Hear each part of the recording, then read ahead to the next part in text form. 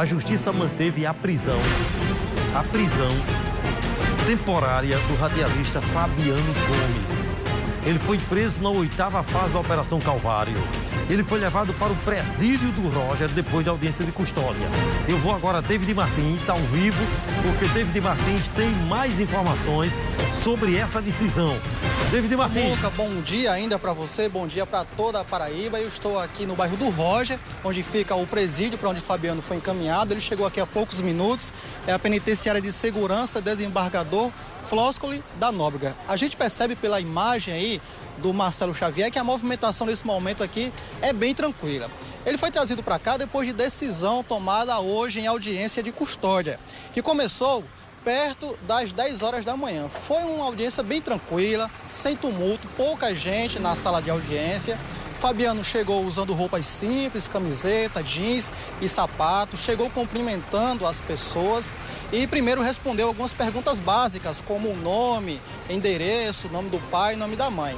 Em seguida, foram feitos os requerimentos, tanto por parte do advogado de Fabiano, quanto o próprio Fabiano também fez alguns requerimentos. Como um desses requerimentos foi que ele não fosse trazido aqui para o presídio do Roger, nem para o PB1, onde ele alegou, da outra vez, sofreu lá, apanhou.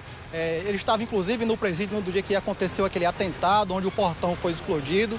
E, no final, tudo foi negado pelo juiz Adilson Fabrício, que presidiu a sessão. Nós temos aí a fala do promotor de justiça que pediu a manutenção da decisão do desembargador, relator da Calvário, o desembargador Vital de Almeida, e também temos a fala do próprio juiz que falou da audiência de custódia. Vamos ouvir.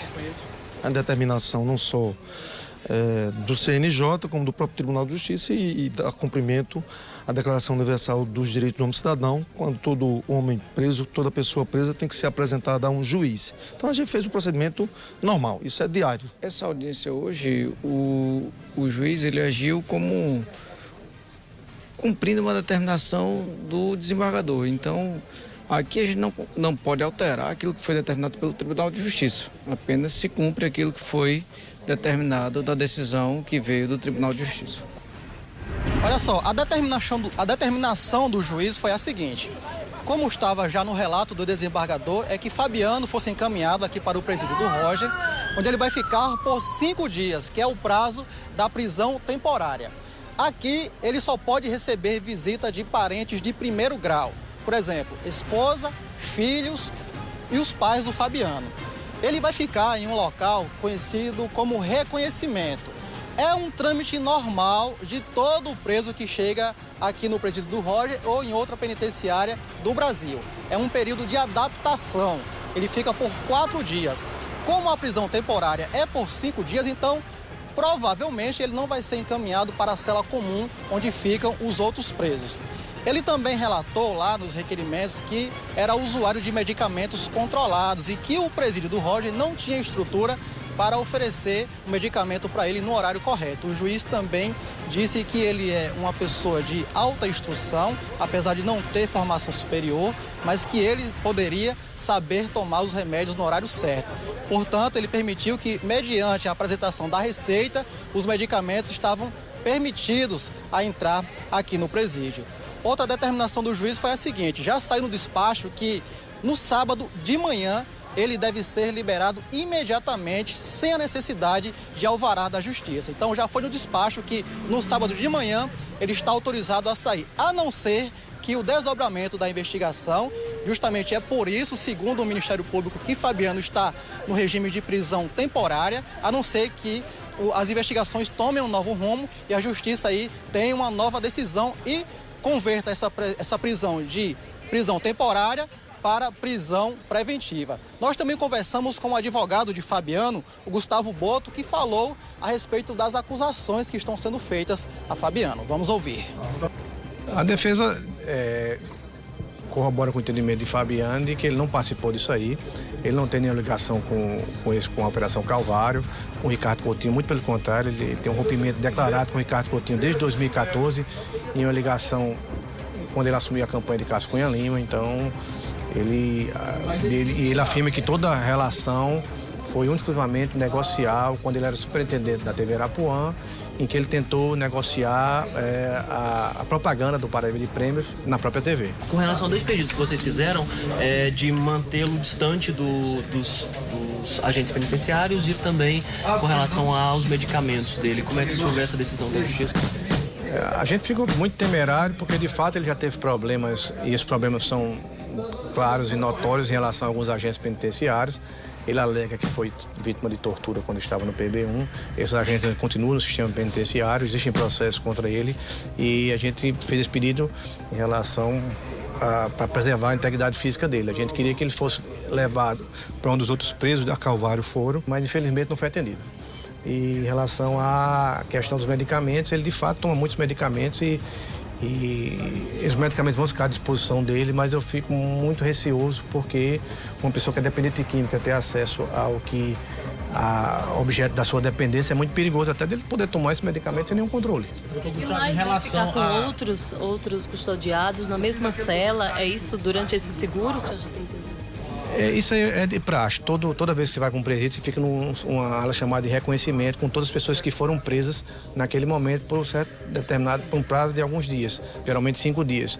Então, quem for preso nesse momento fica junto com ele no reconhecimento. O senhor vai apresentar algum recurso em relação a isso? A gente vai estudar hoje o que é que vai ser feito, porque, de certa forma, são mais 3 dias de prisão, 4 dias. Talvez um recurso não seja viável, mas nós vamos estudar isso aí, não há nada definitivo, não. Olha, Samuca, uma das alegações de Fabiano, pedindo para que não fosse trazido aqui para o presídio do Roger, é que quando esteve no PB1, ele teria sido agredido por agentes penitenciários e que esses agentes penitenciários hoje trabalhavam aqui no presídio do Roger. Mas ele não soube informar com precisão o nome dessas pessoas, nenhum requerimento foi feito oficialmente, documental. Além de tudo, Fabiano disse que estava processando e sendo processado por esses agentes. Então, o juiz não aceitou e determinou que ele fosse trazido aqui para o presídio do Roger. Outro detalhe importante é o seguinte: Fabiano, no momento da prisão, ele estava de posse de uma arma de fogo. E, de acordo com a defesa de Fabiano, ele pagou uma fiança e vai responder com relação a esse inquérito em liberdade. Fabiano se mantém aqui no presídio até o sábado. Esse é o cenário atual. Outro detalhe importante, Samuca, é o seguinte: no fim da audiência, Fabiano pediu para falar com a imprensa. Toda a imprensa estava reunida lá acompanhando, mas o juiz disse que não autorizava, porque quando ele foi preso na Operação Checkmate, ele pediu justamente ao contrário, o juiz, que não permitisse a entrada da imprensa. Então, como ele quis falar hoje com a imprensa, o juiz não autorizou. Samuca, volto com você. Pois é, então tá aí toda a informação sobre a prisão de Fabiano Gomes, que está no Roger. E eu vou dizer uma coisa que eu falei ontem, falei hoje de manhã no meu programa de rádio. Olha, ele aí sendo ouvido, não é? Se quiser deixar naquela imagem da sala, pode deixar, não é? Aí, veja aí, diretora, porque eu vou dizer uma coisa que eu falei hoje de manhã no programa de rádio. Esse é o doutor Adilson Fabrício, juiz. Eu disse, Fabiano, era para, quando aconteceu aquele problema com ele, ir para uma casinha simples, ele, a esposa dele, o filho dele, começar do zero,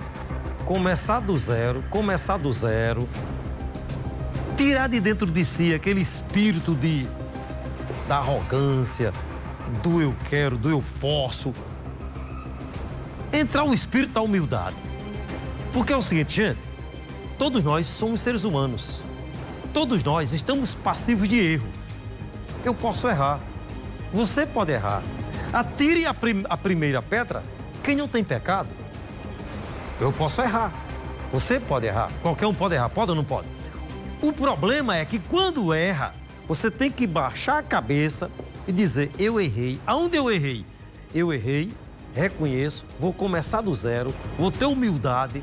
Você não pode ficar agindo da mesma forma como se nada tivesse acontecido. Se você vai agir da mesma forma de antes, como se nada tivesse acontecido, é perigoso. Você pode errar de novo. E aí, para a justiça, é como se você estivesse brincando com a justiça. Não pode se brincar. Não pode estar brincando com coisa ruim, não é? Então tá aí, lamentavelmente, não é? Mas você vê, ainda até você vê o gesto dele, aquele jeito, ó, e aí, como é que tá? E aí? Como que se estivesse mandando na situação. Tem que ter humildade. Se alguém conversar com ele, pode dizer que eu disse isso. Humildade. Humildade.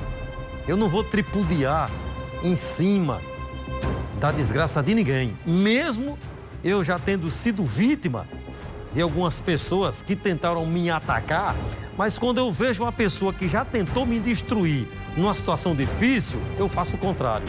Eu não vou destruí-lo. Eu tento ajudá-lo. E o que eu posso fazer agora por ele é dando conselho. Meu irmão, deixa entrar em você o espírito da humildade. Porque se não deixar entrar o espírito da humildade, não vai dar nada certo. É, como se diz, é vela preta e um caixão pro resto da vida. Que Deus nos proteja do mal, que Deus proteja você, que Deus proteja a sua família de todo o mal. Que Deus nos ajude e nos livre de todo o mal.